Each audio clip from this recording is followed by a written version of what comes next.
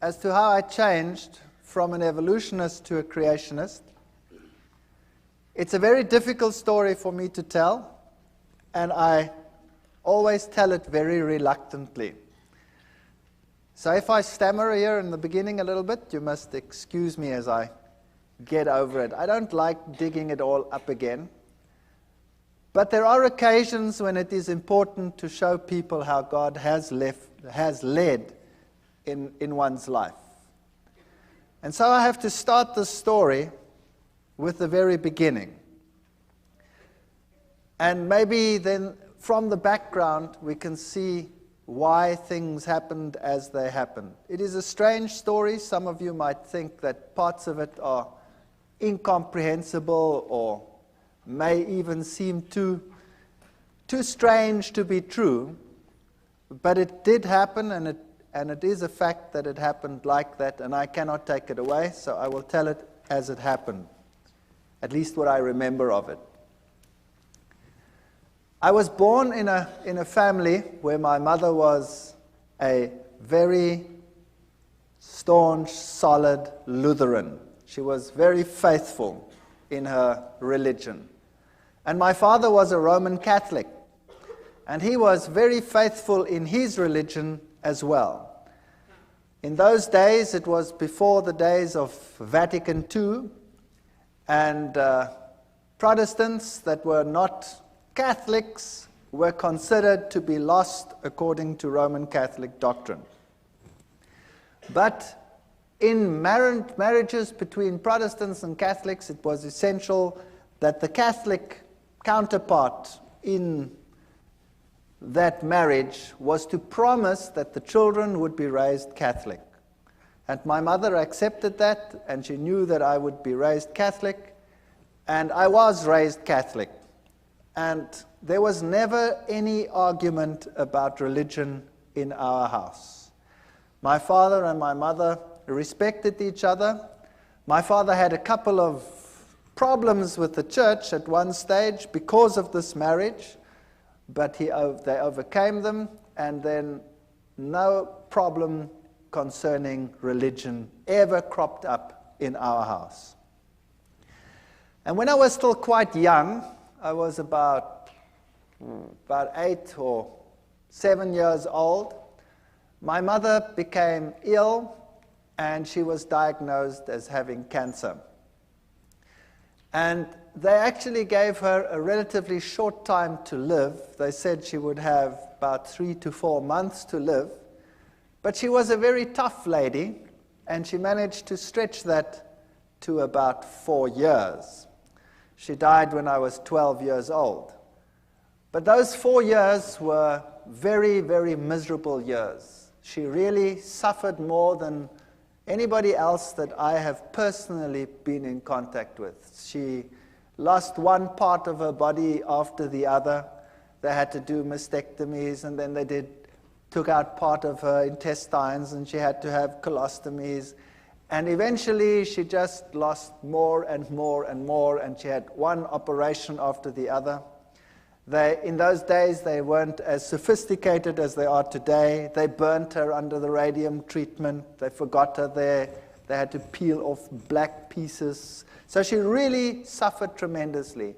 And through all this, she never, ever, ever gave up her faith. And I was very attached to my mother. But because of all the problems in the house, and a mother that was on the verge of death for a long time, over a 4-year period, there was also quite a bit of tension in the house. Now, while at school, I received religious instruction, of course. I was in a Protestant, largely Protestant school. It was the German school. And I received religious instruction separately. The Catholics went to the nun, and she gave religious instructions. Now, I've met some very nice nuns in my life. And I've met nuns that are really gentle and soft people and are very nice to everyone around them. But this particular one, where I received religious instruction, was a very hard person, according to my youthful experience that I had at that time. And she would constantly tell me that it was such a sad thing that my mother, who being Protestant, would not see the kingdom of heaven, but that she would roast in hell forever and ever. And I resented this very much because I was very fond of my mother, particularly since she had such suffering in her life. And this carried on for about 3 years, 4 years, while my mother was sick. And the more it carried on, the more rebellious I became about the teachings that I was confronted with. I used to attend church very regularly. I had to go to church every Sunday with my father. I went through all the things like communion and all the things that Catholics do. And I became so resentful in the end that I used to be incredibly cheeky in the religious instruction class. And I was then thrown out of the class and told that I was to sit outside in the courtyard. And then for a few years I had living hell in that school because the headmaster was somehow in cahoots with all of this, and whenever he spotted me, he used to thrash me. And I used to take this quite well. I can be quite arrogant, or I used to be very arrogant. Maybe not quite so much anymore, but if you bonks me on the bean, maybe the old man will surface. I don't know. I fight against him all the time.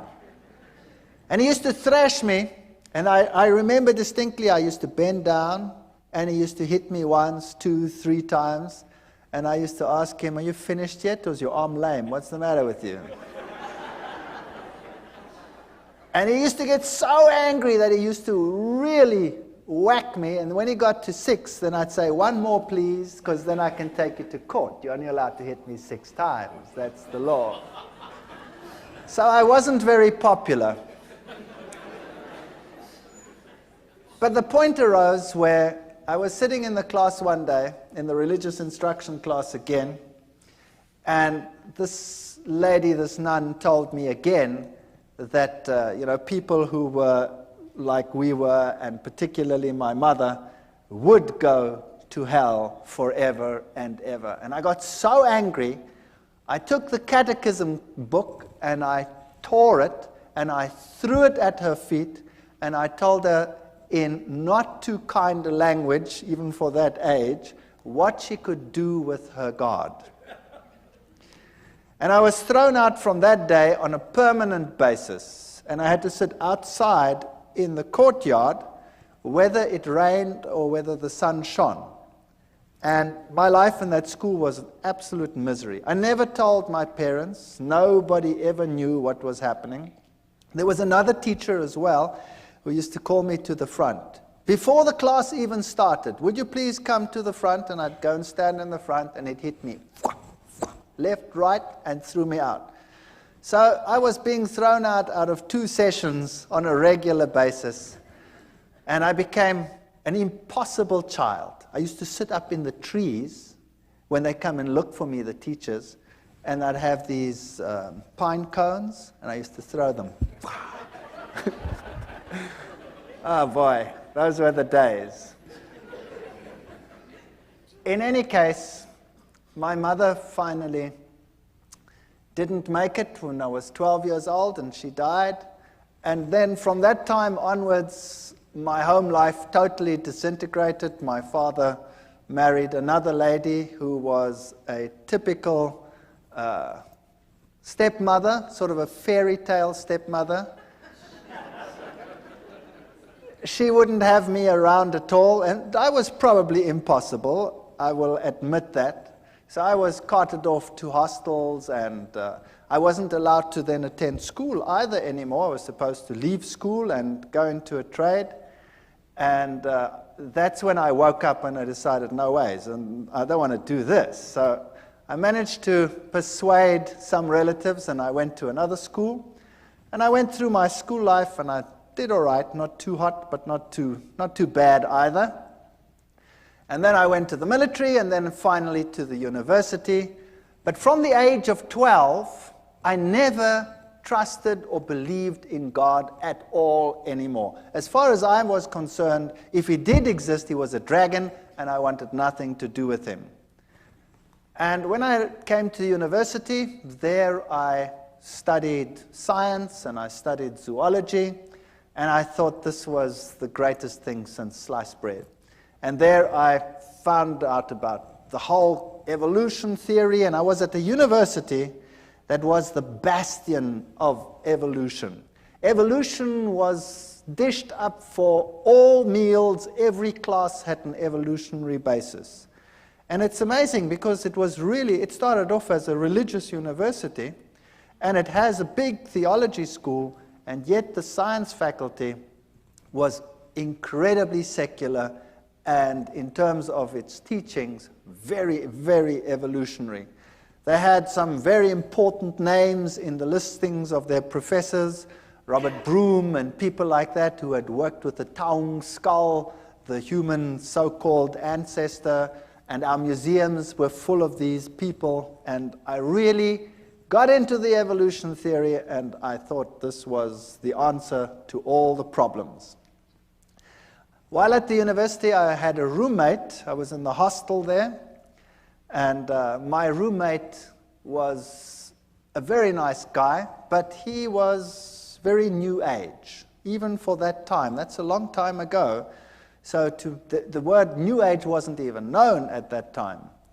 And he was into Scientology. You know the science of Scientology, where they put you on the e-meter and you go through your past lives and through all the problems that you had, and you clear your karma by talking it through and talking it out, and then eventually, well, then you become God and you've got it made. In any case, he became my best friend. And I had nowhere to go on weekends. I had nowhere to go during the holidays. I always had to work, put myself through university, because my stepmother had convinced my father that he mustn't pay anything, so I put myself through. I had a great relationship with my father years later, so that'll come right, as you can see. Even the worst situations can come right. And on holidays, I didn't know what to do, so I used to go home with this chap to where he lived, 2,000 kilometers away in another city called Durban. And every holiday, I used to go home with him because I had no home to go to. And there I met my current roommate, my wife, who happened to be his sister. Far better roommate than he ever was, I'll tell you. And I have to tell you a little bit about her background. Now you know why I was an atheist. I didn't believe anything. I accepted the evolution theory. It was the answer to all my problems. Now her background was entirely different. Her father worked in his younger days for a newspaper, and he was sent to investigate all the strange occult occurrences in the country. So he worked for this newspaper, and he had his team and his infrared cameras and all the stuff that you need, and he toured the country from one strange occurrence to the other. He was very skeptical. He believed nothing. He thought it was a big joke, and seances were a big joke and a big fake. And as he attended one meeting after the other, he realized that this was no joke. When he started investigating some of the strange events, and he put up a camera on one seance, he was putting up cameras, and he was always looking underneath for hidden mics and what have you, and something grabbed him. There was nobody that grabbed him, but something grabbed him and beat him up to such an extent that he had an egg-sized boil on the top of his head and was lucky to get away with it with his life. Now, when that happens to you, you start thinking, well, that was some hidden microphone that did that. And he came into situations which were so strange that he became involved in them later. Situations like a house where, when the little child had been sent to bed, the shoes would come walking through the room. And another situation where a newborn baby used to scream hysterically, and when the parents came in, they'd always used to find the baby on top of the cupboard, newborn baby, out of the cot, on top of a cupboard, and they'd walk up and just manage to save the child as it fell down. Now, he went to that house and he sealed every single window, and he had his guards outside because he thought, somebody was playing the fool. And he kept the lock, and he waited there, and sure enough, the child screamed, and he went in, and there the child was on top of the cupboard, and he just caught it as it fell down. There was other occasions when in a certain house, human excrement was flying around. And he sat in this house, and it started howling, and the human excrement started flying against all the walls. Strange, strange occurrences. Witchcraft of the worst kind. There was one house that was plagued by a baboon that used to come in and tear everything apart. That's a big ape. And it tore everything apart, and it terrorized this family, and they could never catch it. And then one day, they shot this baboon as it came in, and it ran out, and the blood trail ended up on the veranda outside. And as they came out, the blood trail ended, and there lay one of the workers dead. So this was typical African witchcraft as you find it in Africa, in some places even today still. And this convinced him that there definitely was something going on, and he got into seances more deeply. And then he started learning that, there were higher mediums and lower mediums, the riff-raff mediums for the lower people, the higher mediums who communicated with the better spirits. And this is how he became involved in this type of thing, and then eventually he moved into the New Age sort of movement and became very high up in this sort of agenda. He wrote books on it, and he was very well received in those circles. Later in life, my wife's parents got divorced, and he married a person, a lady, who was also very, very high up in the New Age movement. In fact, she is one of the instructors in the Course of Miracles. She teaches people how to become Christs and to perform miracles. Incredibly evil situations sometimes in that house, and the occurrences that happened in my wife's house as a child were very strange indeed. They would have one chair where there was always someone sitting breathing heavily. And they had a cane that used to go walking and a rattling and sort of things like that. She grew up with this situation. To her it was nothing. She was used to it. Now to me it was very strange, and I was an atheist. I didn't believe anything. I tried to rationalize it in a scientific sense. And then when my wife and I got married, we moved to the city where I was in the university, and for years there was no real problem. And then my wife, we had the first child, the second child, and then the youngest child my wife was expecting when my father-in-law came to visit. And he moved into an outside flat that we had, an apartment, and there he stayed with us. Now, thinking back, I know that this is where it all started. Because if you have an occult presence, then you will have this influence on your home for a long time. I can perhaps tell you that when we were just married, we moved very close to them, and there were very, very strange occurrences in our house. Absolutely horrendous occurrences on some occasions. Our dishes would fly through the rooms and smash against the walls and things like that. Or you'd park the car and the car would rock and fall over against the side of the garage. We had very strange happenings on a previous occasion. But you forget about those things, and later on you rationalize them as well, and you say they didn't exist or they were strange. When my wife was expecting this last child, when my father-in-law moved in, she became very ill indeed. So ill that we didn't think that she would survive. And she was in hospital, in and out of hospital, and on a respirator, and she was very, very sick. And then we decided that there must be something wrong with this pregnancy, and the doctors had a look at it. And they said that the best thing to do would be to have an abortion, because child was probably dead. They didn't have a scanner at that stage in those hospitals, so they couldn't tell properly, and they didn't know whether this child was perhaps dead. So we decided that we'd have to transfer to another place where they could do a scan, which we then did. And she was very ill. She had a very high temperature, and they did the scan, and this little fetus was only about so big, and he was perfectly well, and he was sucking his thumb, and we decided that we weren't going to do this. We were going to sit through it and see what happened. And eventually, through 9 months of hell and of sickness and coughing, and more in hospital than out of hospital, my wife was discharged, the child was born, and this child was the most miserable child that you can imagine.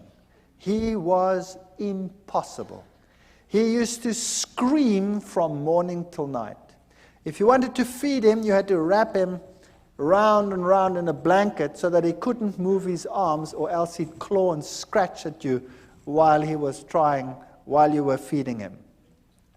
And if you put him to bed, he would scream and scream and scream.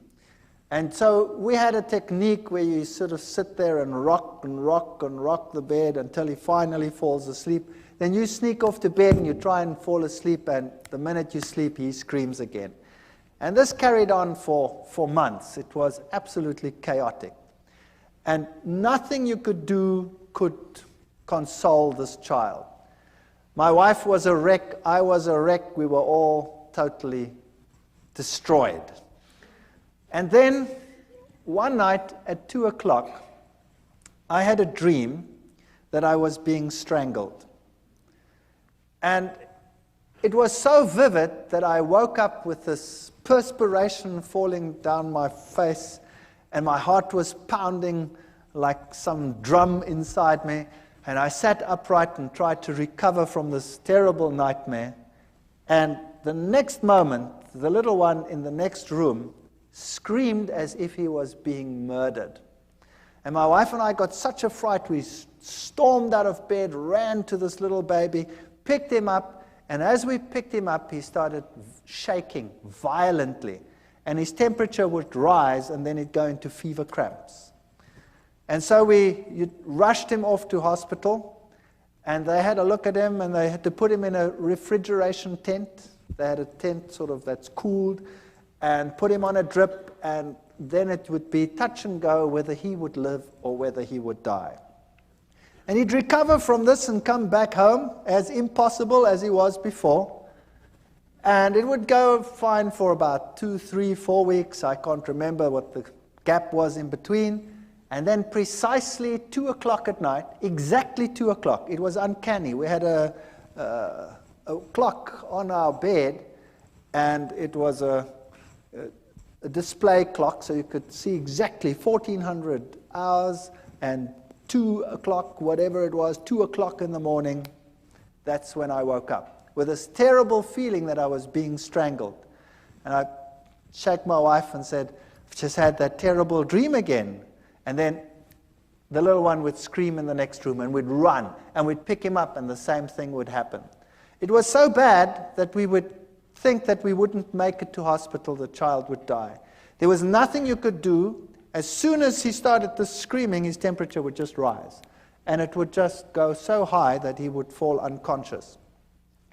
Eventually, they got to know us so well that the hospital had this place prepared for him whenever it was necessary. They didn't know what was the matter with him. They could never find out.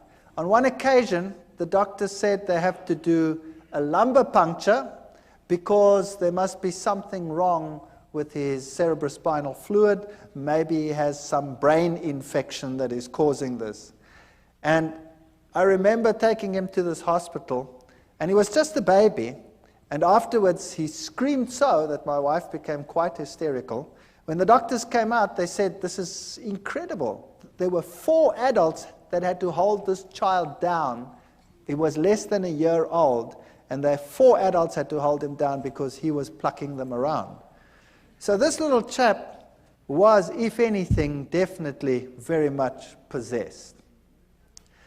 And you can rationalize it if it happens once, and you can rationalize it if it happens twice. But if it keeps on happening for weeks and months on end, that at precisely 2 o'clock you have an experience in one room, and then immediately thereafter there's a scream in another room, then the law of statistics tells you that no matter how atheistic you are and no matter how scientific you try and be about this issue, the two incidences are connected. And I was sitting in the hospital one day. My wife and I took turns to be with the little one, and he was in a very bad state. And it had happened for the umpteenth time. And there I was in the hospital, and I was marking papers. I remember it as if it were yesterday. I was marking. And all of a sudden, in this refrigeration tent, this child started shaking. And he started getting one of these attacks and fits in his bed. So I went and ran and called the nurse, and I picked him up, and he shook so that he tore the drips out. Now, this child had been on so many drips that they couldn't find the veins anymore on his arms or on his legs, so they had to put it into the veins here on the head. And he shook so that they tore out. Now I've got this child in this fit, and I've got this child with his thing torn out, and he tore the vein completely, so the blood was running down his face. And it was such a horrible sight that I went crazy. I couldn't handle this. And eventually he calmed down, and they put him back in the tent, and they got the drip back in, and he managed to survive the night. But that night I sat there and I said to myself, what can I do? There is no medical help, nothing can help us, and the two incidences must be connected. Where do I find help for this situation? And they tell me, once a Catholic, always a Catholic. And as I was sitting there that night in that hospital, mulling over these things, you know, the images of the Catholic Church and its power over demons, and the film The Exorcist was just in circuit. And I thought to myself, perhaps I can go back to my old church and ask them to help me.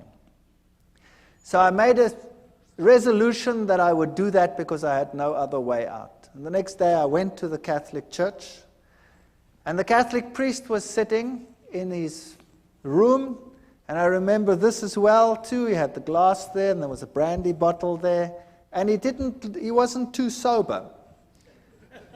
And I went up to him and I said to him, you know, I'm a Roman Catholic, but I don't come to church, and I have a problem. And he said, well, what is your problem? He was very nice. And I said to him, well, you know, I'm an atheist and I'm a scientist. I don't want to talk about this thing like it. And I sort of ummed and ahed, and I said, yo, you know, well, I have a problem at home. He says, well, what kind of problem? I said, well, it's a problem concerning strange happenings in my home. And he says, oh, no, I want nothing to do with that. And he said, it's not my field. Give me your name, give me your telephone number, we'll come back to you. So I gave him my name and my telephone number. All I'd said was, I have strange happenings in my home. That's it. And I went home and I thought, well, that was a lot of help. Thank you very much. And I wasn't home very long when I got a call from another priest. And this one sounded very sophisticated. And he told me whether I would like to meet him at a monastery nearby. So I went to the monastery, and there was this old man. And he was so impressive. He really made such a powerful impression upon me.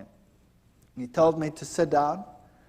And then he started to tell me what the problem in my home was.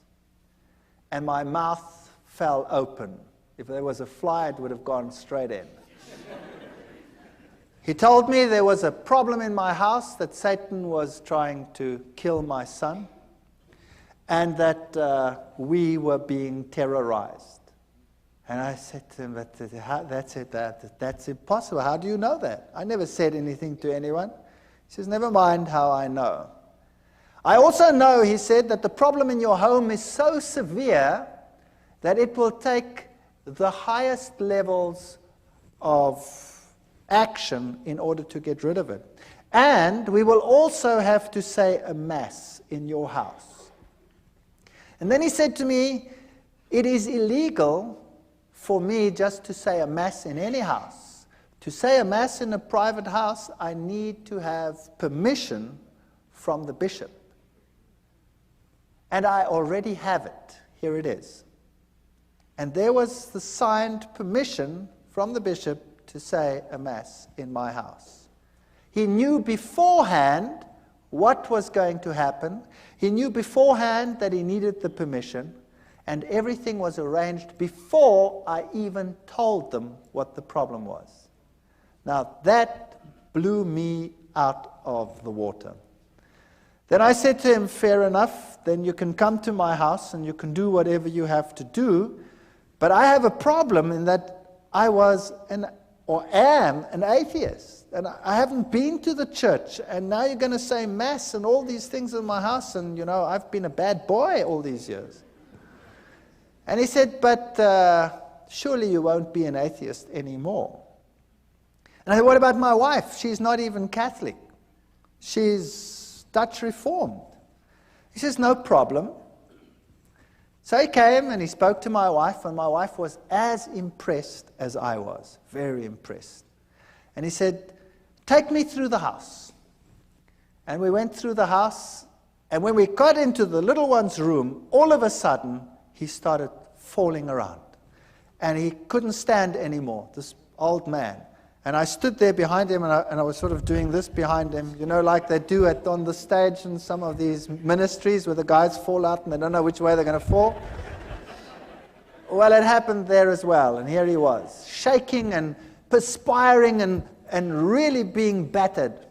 And eventually it calmed down, and we went to the other rooms, and then we came into our bedroom, and he was thrown around again, but not as bad as in the little one's room.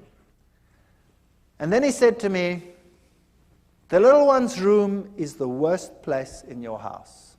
Now we have to exorcise your entire house. Bring me some water. We brought him some water. And then he took out special salt, which he said was very special exorcism holy salt. And he made the sign of the cross with the salt in the water. And then he also told me that he had a special ring with him which had the relics of a particular saint that was potent in terms of exorcising. And this priest, had been an exorcist for the Roman Catholic Church in many countries. He was Irish. And then he took this bowl of holy water that he had made, and he went to every single window and door in the house. And he took it and he put a cross on the windows. And of course, as it evaporates, you have this faint cross of salt on your windows. And he went through the entire house with this holy water, and then he put the holy water down. And he said, now we tell the Mass here in this child's room. And he prepared everything. And as he was preparing, we had lots of pets in our house. We had a dog and 2 cats and you name it, all the good stuff that one has when one has kids in the house. And as he was preparing, all of a sudden, all the animals came running into this room. And there they sat. And I looked at this and I said, well, this is weird. What's going on here? And he did the Mass. And then before he left, he said, what you have to do now is above every child's bed, you have to put the following. And he took out of his pockets amulets from Lourdes, where Mary had appeared. And he gave an amulet from Lourdes. He said there were many fake ones. This was the real thing. And we had to put it above each child's bed. And then he did an amazing thing. He took his ordination cross off. And he gave it to me and he said, this one you put over the little one. I hate it when the devil destroys little children. And we hung it up over there. And my wife was giving pottery classes at the Technicon at that time, and she'd made a very beautiful pot. And so she decided to give it to him as a gift, because how do you pay for what he did? I mean, what do you do? So she gave this to him as a gift, and he said, "This gift is so precious, I'm going to give it to the nuns that are in a certain monastery where they never, ever come out and see civilization." And then he left. And that night, we're very expectant. We take this little child, and he's quite happy, really, not screaming as usual. And we take him and we tell him it's time for bed. Now, normally that was enough to have blue murder in the house. And he was quite happy. And we put him into this bed. Now, he was only just starting to toddle. And we put him into the bed. And this child had always, when you put him into bed, gone into a fetal position and started bashing away and screaming and going blood red and going totally crazy. That night, we put him into the bed, and he rolled onto his back and laughed. And he put his arms out like that, and he did goo-goo sounds like little kids do, and he fell asleep. And for the first time in his life, he slept right through the night. And the next night, he slept right through the night. And the next night, and the next night, and the next night, and the next week, and the next month. And here was I, the hard-nosed atheist scientist who knows it all. And here was peace and quiet in my house. And then I realized that I do not know it all at all. And I said to myself, now what am I going to do? Here is a major problem in my house, and the church solves the problem. Now, am I going to ignore it? Or am I going to say, there is a God, and I have a responsibility towards this God? And I wrestled with this for a number of months. I really wrestled with it, and my wife wrestled with it. And then I said, well, I have no choice. I have to go back to the church. Fortunately, my oldest son was at the point where he has to go to communion classes, so that gave me an alibi to go to church. So I went to church, and one or two students, it's a small university town, still say, what are you doing here? I said, well, my son has to go to communion, you see. And I started going to church, and I became quite involved in the church again. Every Sunday, faithfully, everybody went to church. And my wife started saying that this is the way to go. She also wants to go to church, but she didn't get herself quite that far yet. And because there was such peace and harmony in the house, we became more relaxed. And one day I was sitting there, and I thought to myself, you know, this house needs a change. And typical German, I said to my wife, you know, if we did this and that and the other, then, you know, we could do something with this house. And I climbed into the roof and looked what was a bearing wall and what was not a bearing wall, and then I just took a sledgehammer and smashed out everything that irritated me. And we decided to restructure the whole house, which we did. I managed to accumulate some money, and I wasn't in great problems. And then we redid our entire house.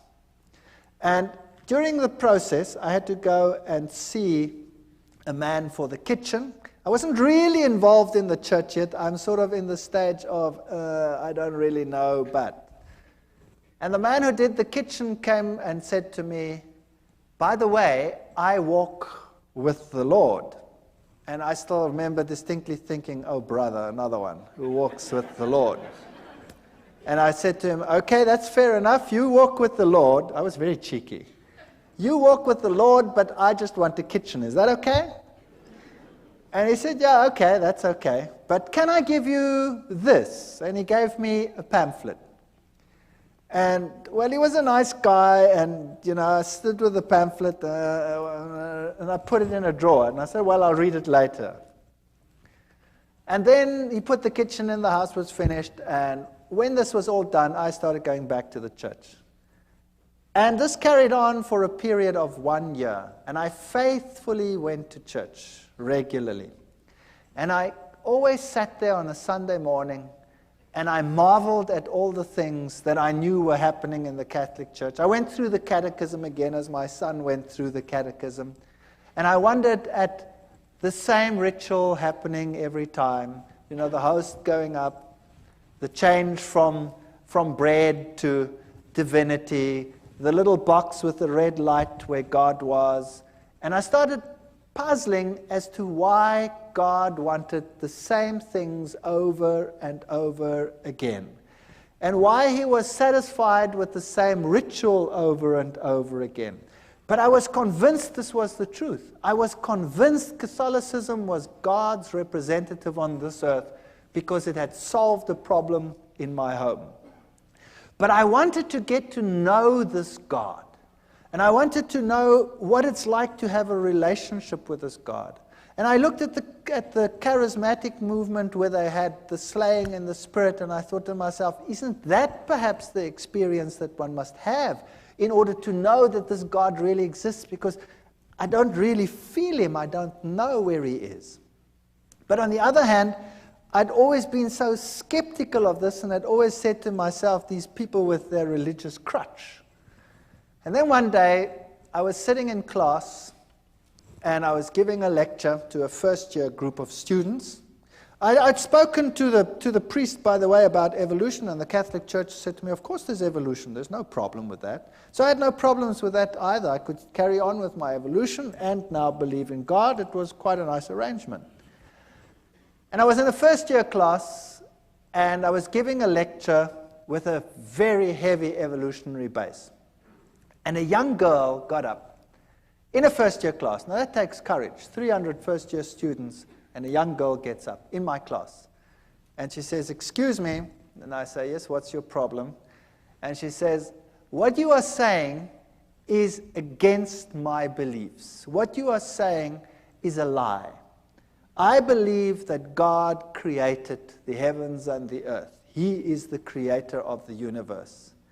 Well, I nearly exploded. I destroyed her. I ridiculed her. I finished her off. She sat down and she cried in my class. And I thought, well, job well done. And then the class was over, and all the students were very impressed at all the eloquence I put onto the board and proved to them what a ridiculous idea this was that this young girl had postulated. And I went back and sat in my office, and then there was a question earlier about conscience. Do you remember it?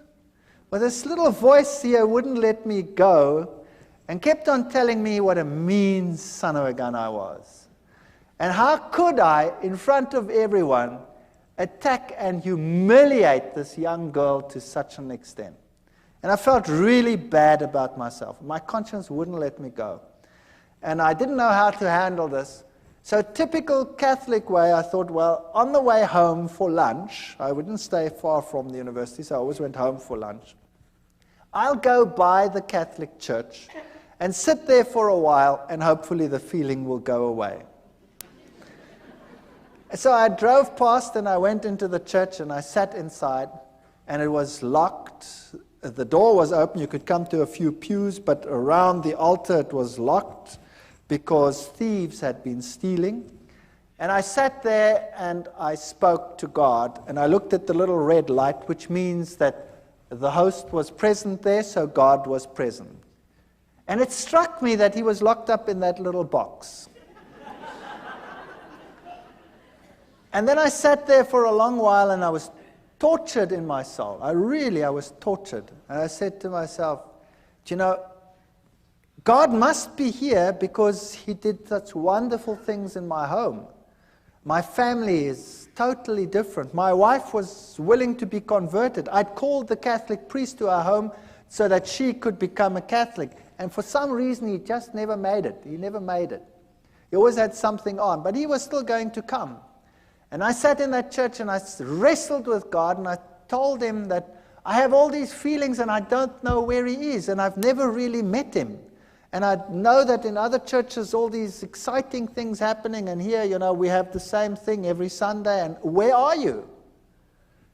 And I sat there in the pew and I said, okay, God, if you really exist, then now you must show me, because I really cannot find you. And with that feeling, I went home, feeling a bit better. And typical me, I was home quickly, and then I started rummaging in the drawer. I was looking for something, and all of a sudden, as I rummaged in this drawer, I pick up this pamphlet. This is now a year after this man who was walking with the Lord gave me this pamphlet. And I pick up this pamphlet and I start reading it. It was in German, and it had 3 columns. It had the law of God on the one column, and it had the law according to the Catholic Church, and it had the law according to the Lutheran Church. And then it explained how the commandments had been changed by the church, and it had the Bible texts of how it had been changed. And I thought to myself, now, what rubbish is this? This is absolute garbage. And I said to my wife, I didn't say that, I called her by her name. I said, have we got a Bible in the house? And she said, no, I don't think so. I don't think there's a Bible. I said, surely there must be a Bible in the house. We've been going for church for almost a year now, and there's no Bible in the house. There were lots of catechism books in the house. So I grabbed the catechism book and opened it up and looked, and sure, the commandments as on the pamphlet were identical to those in the catechism book. And then I remembered an old box that an old lady that had died had left me. And I'd put it in the garage after having sorted out some of the things. And I remembered there were a whole lot of books, and I knew that little old ladies probably would have Bibles. So I went outside in the garage, rummaged in this box, and sure enough, here was an old Bible, an old German Bible. So I went inside and opened it up, and there it was. The 10 Commandments were totally different to what they were in the catechism book. And this puzzled me.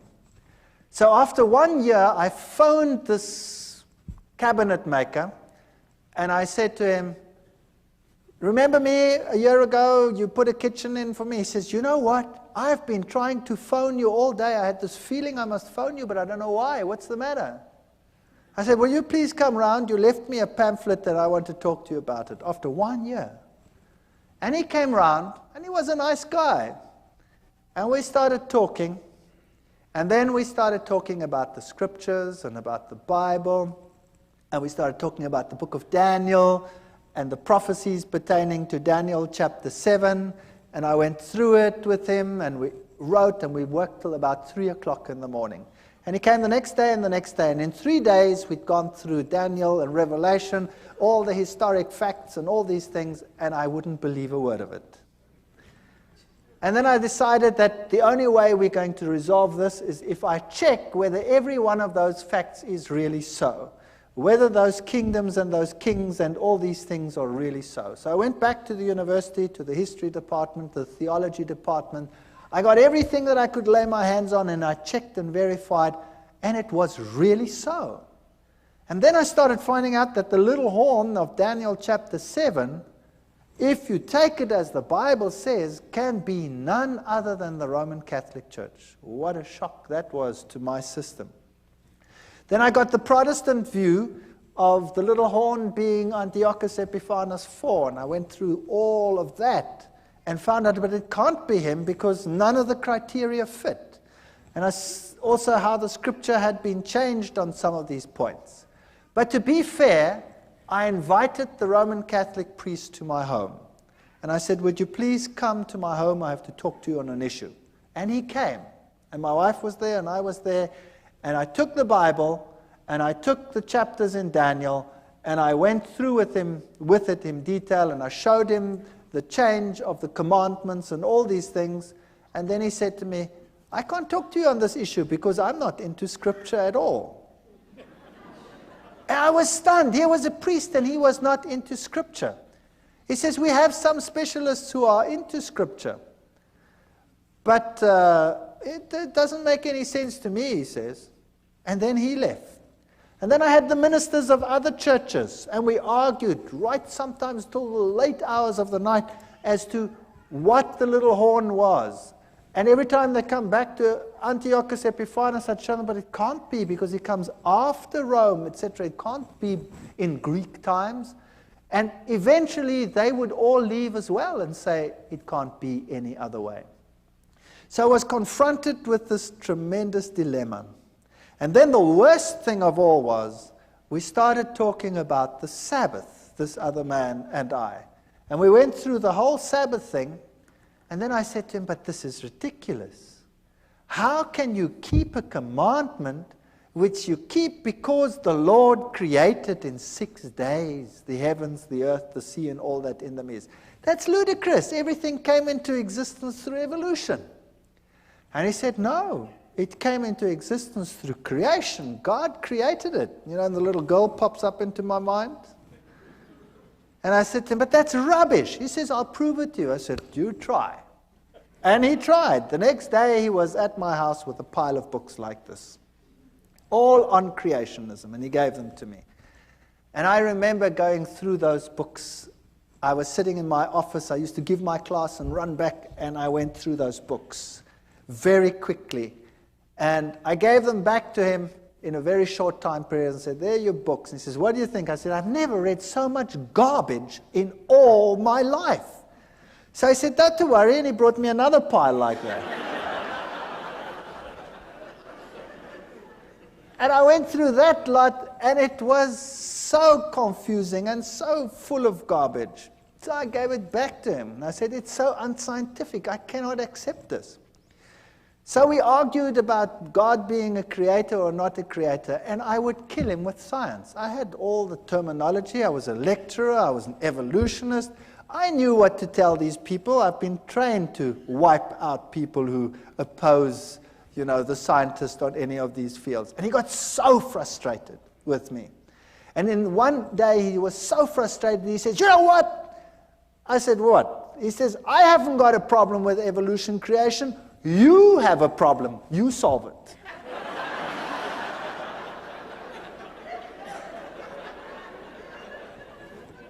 So there the ball was in my court.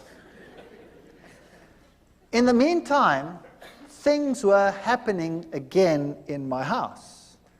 The little one would again become miserable every time it was time for bedtime. He again became grouchy and screaming and what have you. And we also noticed that whenever we had a moment of peace, my wife and I, we studied the scriptures like, I cannot tell you how we studied it. I finished a Bible. In 2 months I had to throw it away. It was finished. It fell apart. And my wife was studying. And she had tremendous problems with this Sabbath idea. It made no sense. It was so stupid. And nobody at work knew what was happening with me. And one day I came to work, and the secretary in the department came up to me and said, I've got something for you to read. And she handed me a pile about so thick of documents. And when I looked at them in a spare moment, I saw that it was a long piece of writing against the Sabbath. And it was written against Seventh-day Adventists. And this stunned me because nobody at work knew what was happening with me. I mean, a scientist would never admit, that he's now talking about and thinking about religion. That was ridiculous. My colleagues were all atheists. And I took this and I thought to myself, now what am I going to do with this? I haven't got time with this. I'm wrestling with evolution. So I gave it to my wife. And I said, here's fodder. You go through this. Maybe there's a way out of all this. And she meticulously went through every statement. It was really a thick, thick thing written against it. And while I was wrestling with evolution, she was wrestling with that. And then one day she said to me, I've been through every single statement they have. And every single one, I've put it next to the Bible. And every time, this is the word of man, and the Bible has something else to say. So this document here has now convinced me that the Sabbath must be right. That was something. So a document written against the Sabbath proved to her that the Sabbath was actually very important and right. But I still had a problem, a major problem. I couldn't accept it because I'm not going to keep a day for creation that took 6 billion years, let alone 6 days.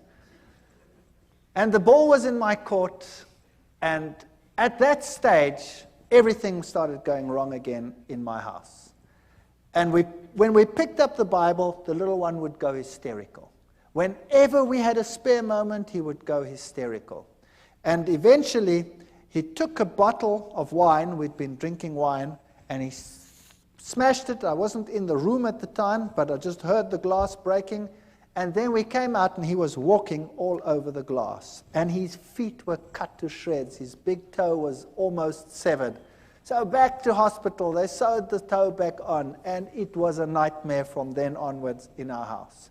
And I was wrestling with the Sabbath issue.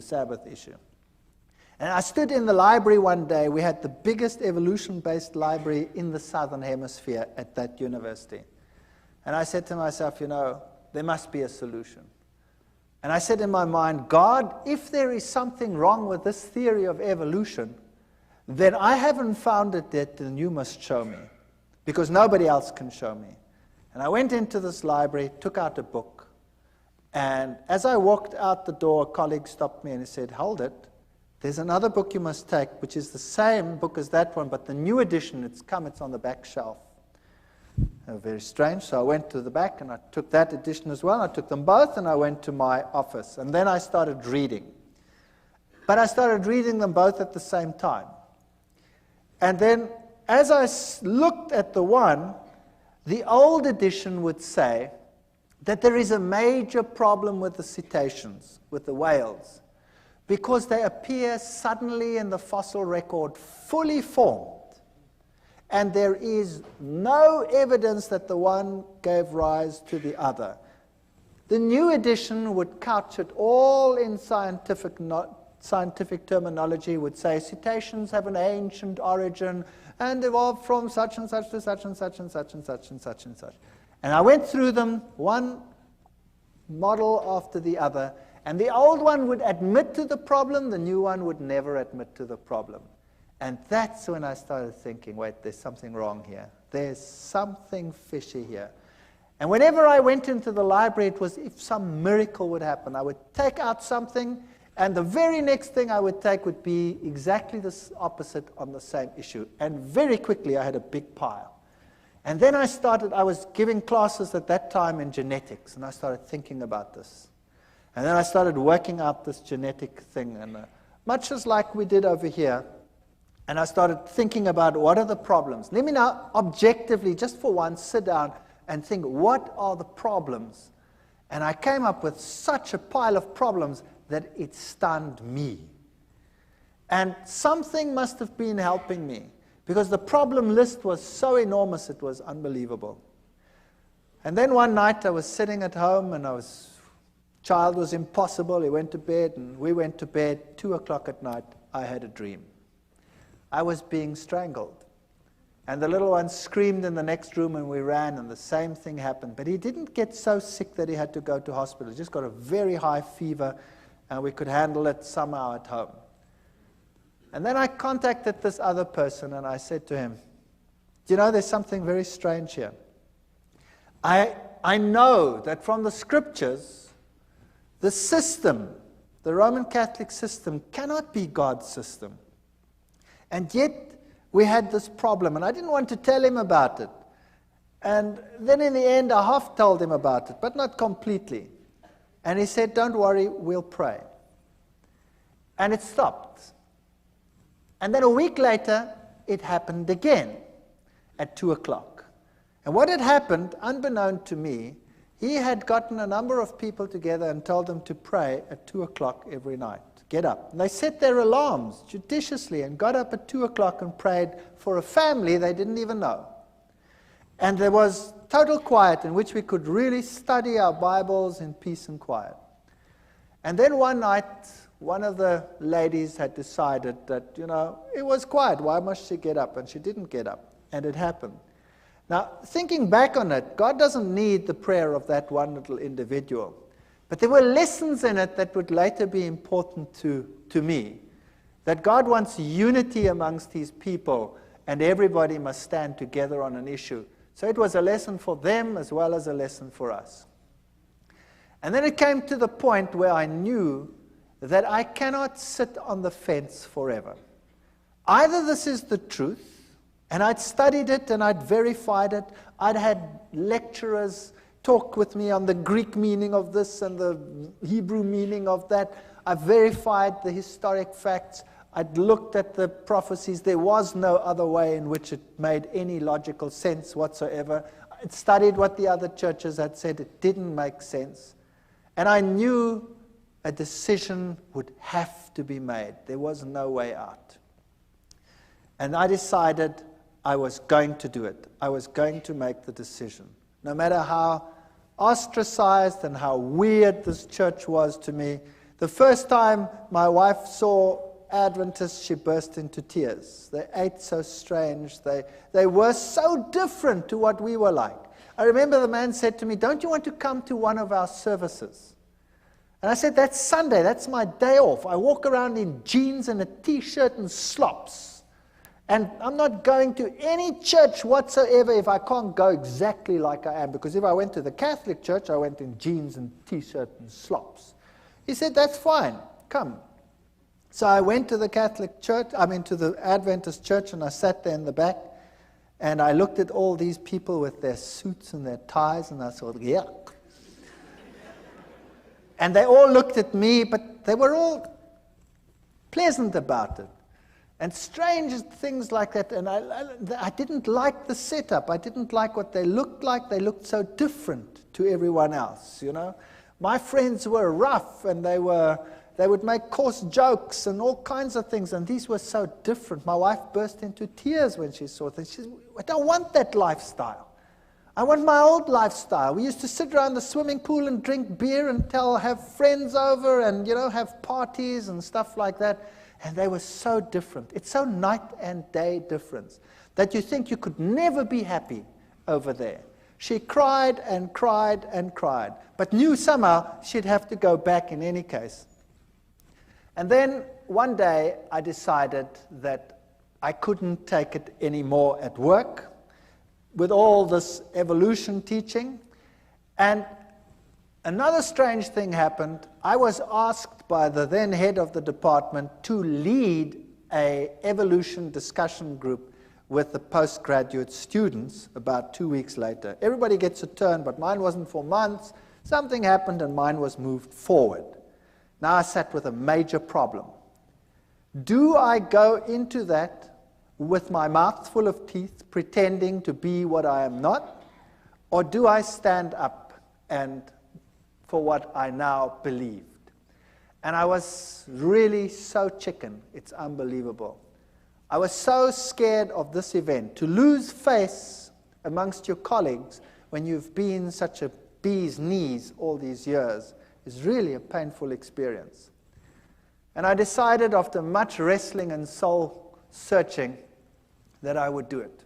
My new friends, who had become less weird in my eyes over time, would pray for me while I did this. And I went into that lecture hall, and the whole staff was sitting there. This was a postgrad affair, so the whole staff is there and all the postgraduate students. And I start the ball rolling with the lecture normally, and then you start this evolutionary discussion group. And I started the lecture, and then I switched to the genes, and I highlighted every single problem. And I went through the whole gene system as far as I'd sorted it out at that stage. And I said at the end, therefore, evolution is not possible. Well, first you could hear a pin drop, and then all hell broke loose. One of my colleagues went blood red and started screaming at me like you cannot believe. And the foam literally started coming out of his mouth with rage. It was just unbelievable. And then one of the students, a girl, it's interesting how these things happen, a young student, a girl, an honor student, she got up and she said, "I want to say something." And she looked at all the lecturers and she said, "When I came to this university, I believed in God. I had a good life, I had a good relationship with God, And now I believe nothing anymore. I've lost my faith. My life is falling apart. And you have robbed me of my faith. And now Dr. Veith is giving this lecture and showed me now that you had been misleading me. Can you imagine what happened in that department? That was the end. My life was not worth 1 cent in terms of my scientific credibility. I was finished. When I walked down the passage, my colleagues would turn around and walk the other way. And I decided there and then that it was impossible for me. Then we had a meeting, a special meeting where they decided that the basis of all teaching must be evolution. And of course, I couldn't go along with that. So I decided I would resign. So I resigned. And the head of the department said, you know, you can't just do this. I mean, I had a lot of students, and I was quite popular amongst the students. And I had most of the postgraduate students were under my supervision. And then the rector of the university called me in. And the rector said I must come to him. And I thought to myself, wow, now I must go to the rector. What do? I've got nothing decent to wear. I've never possessed a suit in my life. I bought the suit to go and see the rector. Can you believe that? And when I put on the stupid suit to go and visit the rector, something struck me between the eyes like a hammer blow. It's just a personal thing for me. I thought to myself, now look what you're doing, you idiot. You go and put on a suit to go and speak to a man, but when you go to visit God, you go in jeans and a T-shirt.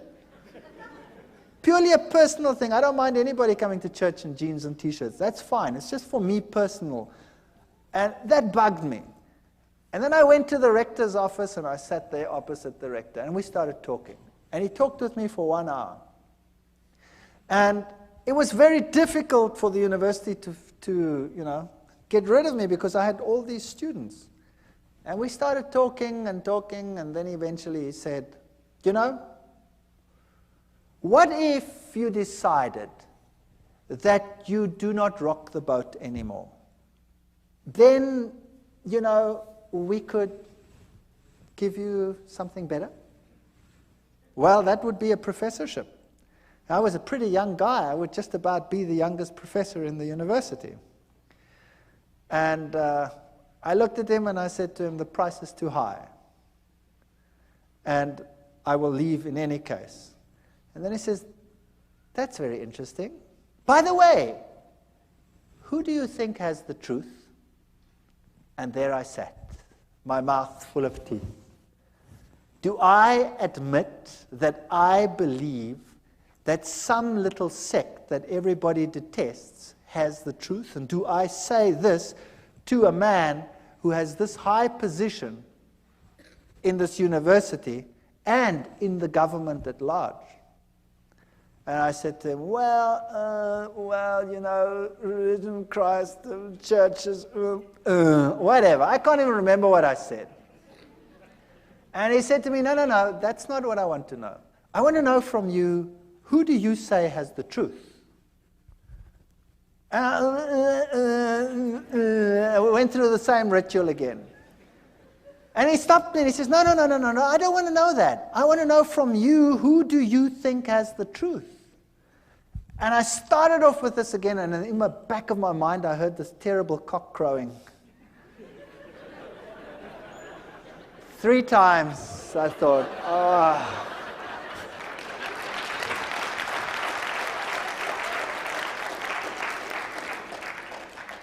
And I said to him, well, I think it's the Seventh-day Adventist church that is preaching the truth. And I thought, no, that's it, I'm a dead man. And he said nothing, not a word. He just said, oh, well, thank you very much. Congratulations on your choice, and I hope things go well with you. And that's it. And I've resigned from the university. And I put my house on the market, and the very first guy that walked into my house said, wow, what a house, and he bought it. The very first guy. And there I had this money, and I knew now my scientific credibility in the world was over. University was a career that I'd given up for my faith, and God would take care of me from now on, and things are going to be just honky-dory. I'm going to now take this money, and we're going to do something great with it. We're going to start a little farm somewhere, and we're going to get people to come, and we're going to witness, and we're going to do great things with all this money. And I got some guys together, and we started this thing. And then we planted wheat, and the wheat grew like crazy. And it stood so high that the farmers in the entire district came and said, "You guys, you were at university, you know something special." And I said, "Well, nah, we're doing exactly the same thing you're doing," but I think to myself, it's because we're walking with God now. That's why our grain is so much higher than yours. If you would do the same thing, then your grain would also be better. You see, once a Christian boy, everything will go just great. And I was quite happy to be out of the university, and we moved out to this place, and we started this whole thing going. And then our money was all invested in the land, and we invested lots more money on loans and things for whatever is necessary to put in the wheat crops and all this sort of thing. And then a flock of birds arrived, such as you have never seen in your entire life. And they ignored all the farms with the little wheats on them, but they sat on mine and made it home. And they were just stubbles. And then, you name it, it went wrong. Sanctions came in against South Africa at that time. The economy was totally destroyed. Interest rates that had been at 3 and 4% shot up to 28, 30, 36% in some cases. And loans that were nothing to repay became a total nightmare. And the only means of making money was taken away, and we were totally destroyed. Everything I ever possessed was gone with the wave of a wand. It just ran through my fingers. And all the crutches that I'd been leaning on were gone. And the birds ate my fields. And I said to God, "How can you do this to me? How can you destroy me? How can you allow this to happen? And I have no means of supporting myself. I have nothing. My scientific credibility is zero. I can never go back to my previous job. I'm finished." And it got worse. And it got worse. And eventually, we had nothing left. No food, no nothing. And my wife and I and the children, we sat down and we talked about it, and we decided, if this was the truth, and I don't believe that all the things that had happened were from the other side. You see, when I made my decision, that child of mine had changed. He became a totally different child. Whereas before, he wasn't sick, but he had a dark, somber look in his face. He changed to such an extent that he became the sweetest, nicest child in our entire home. He became a pleasure to live with. And I knew that what had happened before was a ruse. I know the Bible says Beelzebub wouldn't drive out Beelzebub. But what had happened in my house is that he wasn't driven out by Beelzebub. When the Catholic Church had come and done its thing, Satan had told his demons, "Stand back." And when you stand back and allow the child to lie back and relax, they will be ensnared twice as much as they were before. And it happened. But after we made our decision, this child was completely cured. He is the most spiritual of all my children. And he is so different that I knew that had to be from God. It was a totally different ballgame. The other interesting thing that happened was that same Catholic priest, after all this time, more than a year, out of the blue, while I was wrestling with this decision, phoned me. And I picked up the phone and I said, "Hi." And he says, "I'm Father so-and-so." And I said, "Yes, that's strange. Why are you calling me?" And he said to me, "You know your father who's dead? Your father is having terrific problems out there in purgatory." It's true, he said that. And I said to him, "But how do you know?" Having done the study on the state of the dead and all these things and knowing what happened, I said to him, "How do you know?" He says, "The nuns that never see the world, they have been told by the other side that your father is in trouble and he is in trouble because of you. And you had better get back to the church quickly. And you had better start praying and having masses said so that this problem will go away."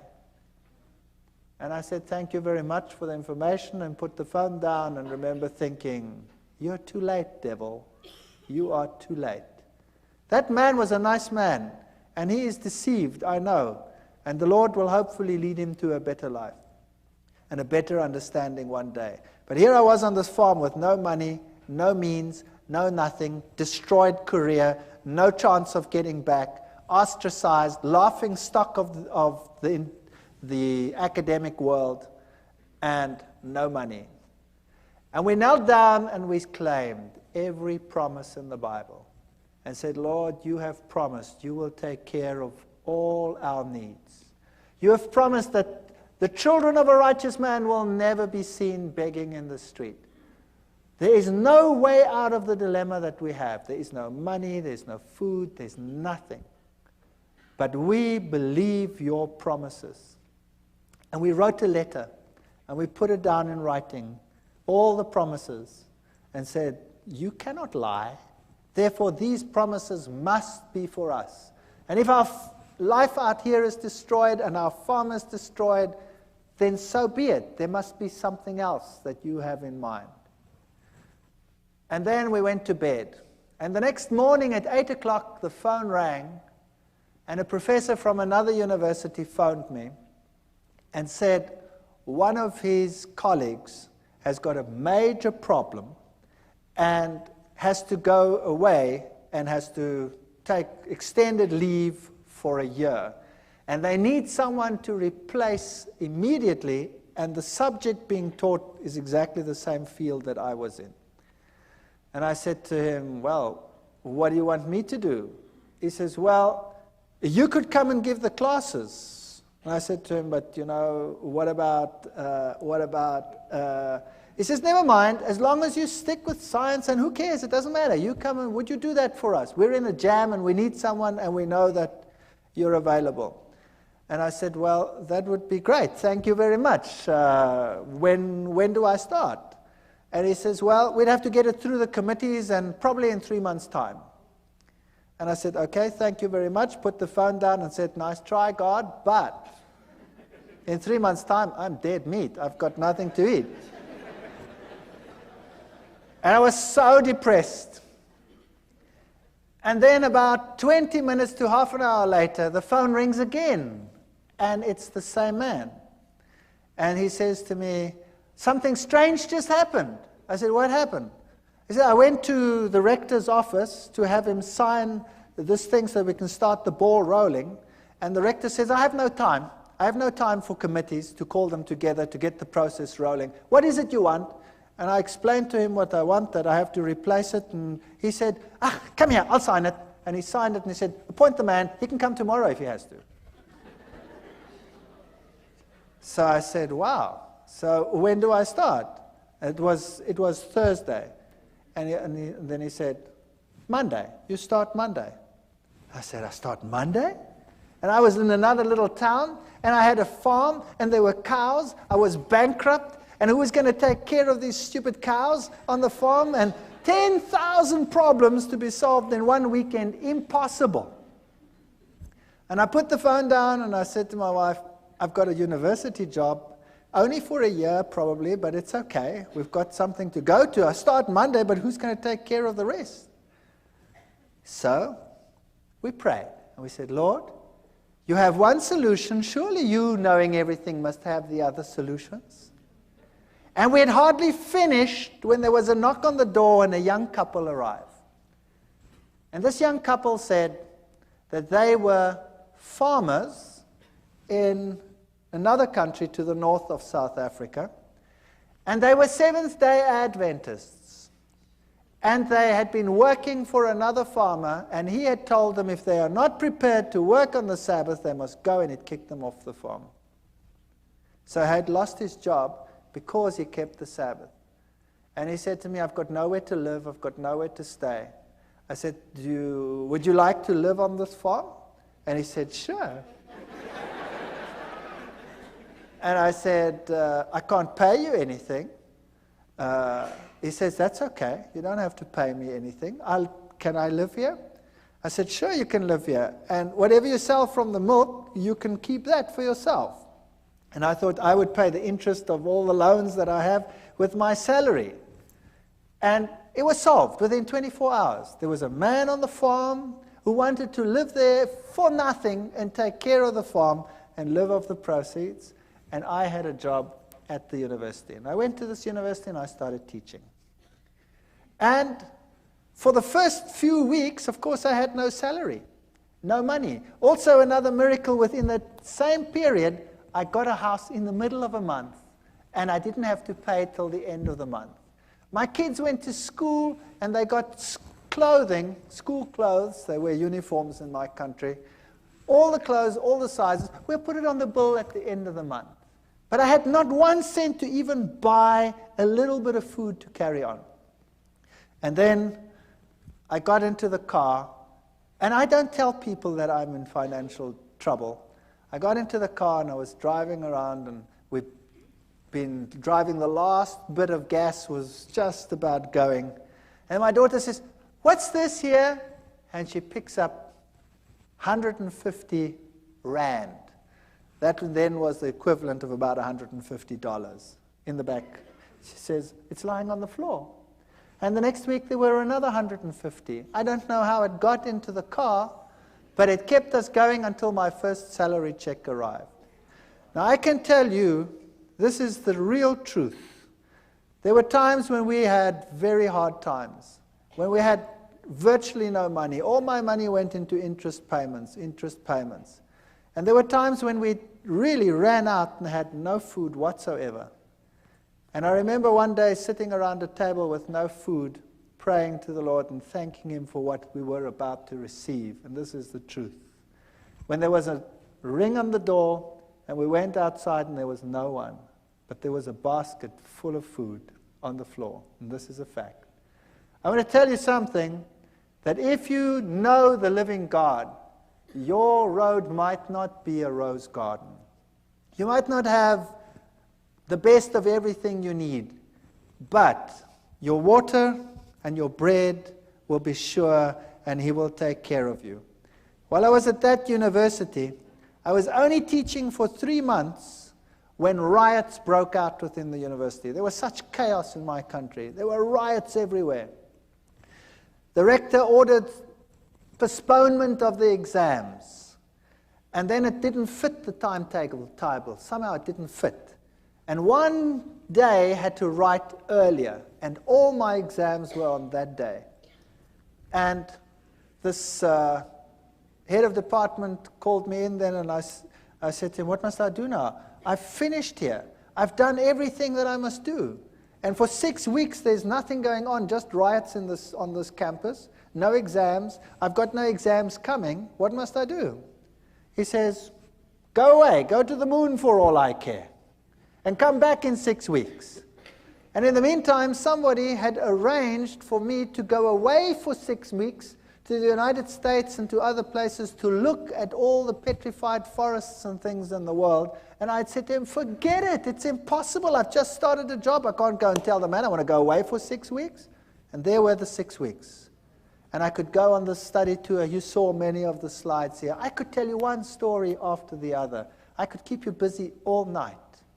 I want to tell you that the Lord intervened with such power in our lives. And as we went through life again, back at the university, they started respecting me for the science that I was doing. And eventually I was given a permanent position. And eventually I started right at the bottom again. I was senior lecturer, here I was just a lecturer. And eventually I became a lecturer, and then a professor and head of department, in spite of what I believe, in spite of what I say. So if you think that God cannot take care of you, I want to tell you, He can do anything. I am in a secular university. I'm a professor and head of a zoology department in a secular university. I teach and preach creationism, which is impossible in terms of human imagination. And in spite of it, I have that position. Never be afraid to stand up for the Lord and for His truth. If you are genuine, God will take care of all your needs. I don't know whether it will be forever. Sooner or later, someone will close the tap. But it doesn't matter. The Lord will have something else. And He is offering the same to every single one of you. Take a step for what is right. Do what is right. And the Lord will fulfill every one of His promises. Thank you.